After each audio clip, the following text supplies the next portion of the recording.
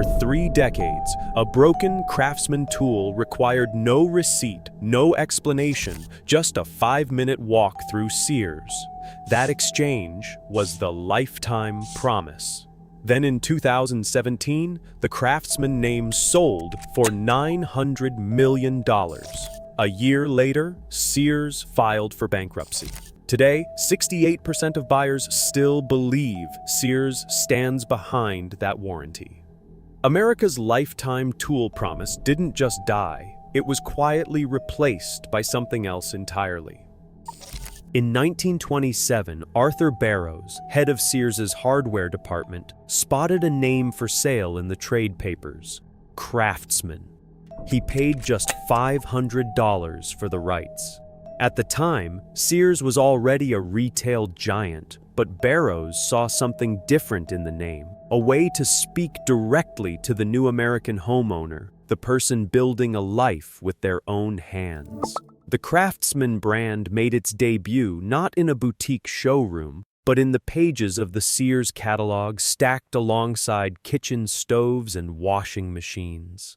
That catalog reached every corner of the country, from city blocks to rural farmhouses, dropping the promise of reliable tools onto kitchen tables and workbenches alike. Within a few years, Craftsman Tools were more than a product line. They were the default first serious tool for millions of families. The brand's reach was unmatched. A socket set ordered by mail, a wrench picked up at the local Sears, each one stamped with a name that sounded like it belonged in the hands of a worker, not just on a shelf. Barrows's $500 gamble turned into a standard. The Craftsman name was no luxury badge, but it became a quiet guarantee, accessible, fair, and ready to back up the work of anyone who picked it up.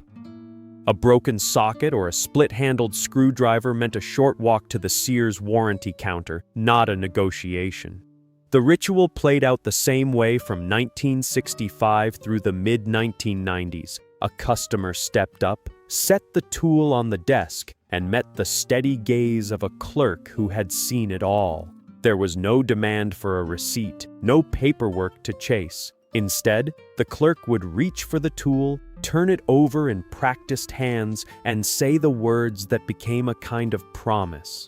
"Let's get that fixed for you right now." This was more than customer service. It was a ceremony, repeated thousands of times a day across the country.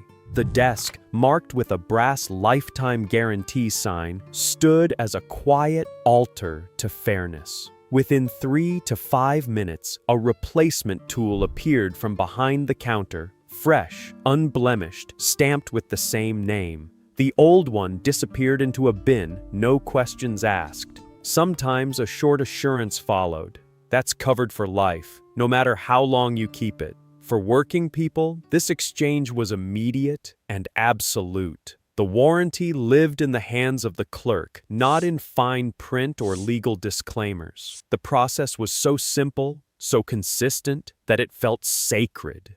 The promise was not just written on a box or catalog page, it was enacted every day at the counter where trust and steel changed hands. Craftsman's place in American garages was never about being the fanciest tool on the shelf. For decades, the brand sat comfortably between the bargain bin and the professional's toolbox. Price tags told the story. A Craftsman socket set cost less than half what Snap-on or Mac charged, but it promised something those elite brands rarely did for the average homeowner: certainty. The guarantee was not that every wrench would survive a mechanic's daily grind, but that it would outlast weekend projects, home repairs, and years of ordinary use. Marketing made this distinction clear. Catalog copy spoke to dads fixing leaky faucets, teenagers tuning up first cars, and neighbors lending out their only hammer without worry. The message was simple. You didn't have to be a tradesman to deserve a tool that wouldn't let you down. Professional brands catered to those who made a living with their hands, but Craftsman built its reputation on being good enough for life at home, and then backing it up with a promise that felt absolute. For working families, the value wasn't in chasing the highest specs, but in knowing that a broken tool wouldn't mean a new expense or a fight at the counter.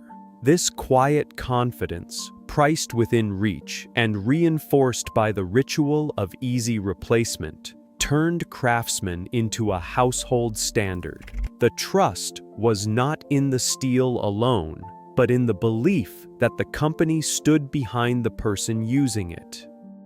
In 2009, the first real fracture appeared. Sears quietly set a 12% ceiling on warranty exchanges, a number buried in internal memos, never shared with the public. Warranty managers were instructed to limit how many broken tools could be replaced each month, regardless of how many failed in the hands of real people. The numbers were not about quality anymore. They were about cost. Clerks who once handed out replacements without hesitation now had to track quotas, turning a simple promise into a calculation. Customers started hearing new language at the counter. "We've reached our quota for this month." The familiar ritual, walk in, walk out with a new tool, gave way to uncertainty and frustration. By 2014, the process grew even more tangled. Sears introduced a rule requiring customers to return to the original store, often with a receipt. For families who had relied on the guarantee for decades, this felt like a quiet betrayal.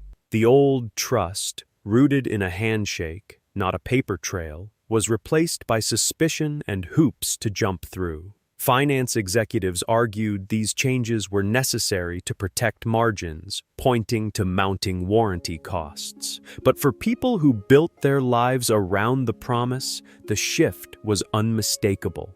The warranty desk, once a symbol of fairness, now looked like just another gatekeeper for a shrinking company.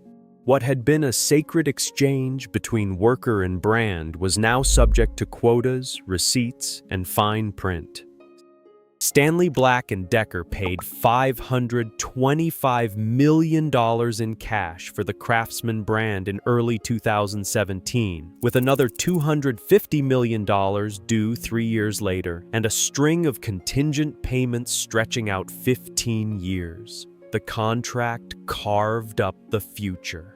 Stanley owned the trademark and the right to relaunch Craftsman anywhere, while Sears kept a 15-year royalty-free license to sell its own Craftsman stock, a legal afterimage of the old relationship. On paper, the lifetime warranty survived. In practice, the promise now depended on which Craftsman you bought, where, and from whom. Stanley became the new steward, but the service counter, the place where the guarantee was once made real, no longer belonged to a single company. As the ink dried on the deal, Sears teetered.